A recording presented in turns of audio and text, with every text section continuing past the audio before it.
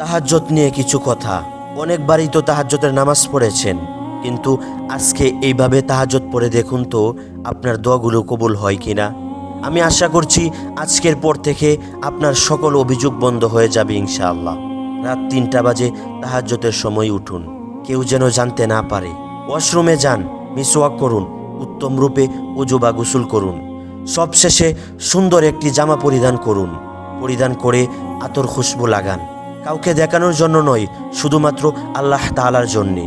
চোখে সুরমা লাগান, মাথার চুলগুলো সুন্দর করে আঁচড়ান। আর আপনি যা করছেন শুধুমাত্র আল্লাহ তাআলার জন্যে। আল্লাহ তাআলার জন্যই আপনি সাজছেন, আল্লাহ তাআলাকে দেখানোর জন্যে। জায়নামাজ বিছিয়ে ধীরস্থিরভাবে 2 রাকাত নামাজ পড়েন। নামাজরত অবস্থায় সেজদায় লুটিয়ে পড়ুন, চোখের পানি ফালান, মহান আল্লাহ তাআলাকে ডাকেন। তার কাছে বলেন, যিনি আপনার প্রার্থনা শোনার জন্য, আপনার চোখের পানি দেখার জন্য প্রথম আসমানে নেমে এসেছেন আপনাকে খুশি করার জন্যে।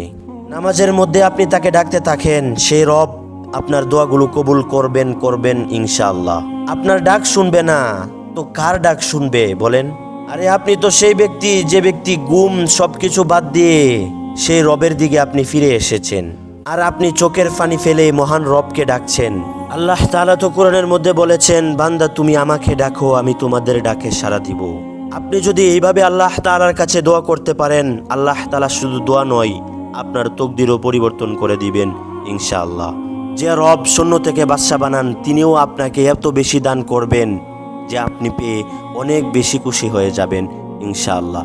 আল্লাহ তাআলা আমাদেরকে এইভাবে আমল করে আল্লাহ তাআলাকে ডাকার তৌফিক দান করুক। আমিন।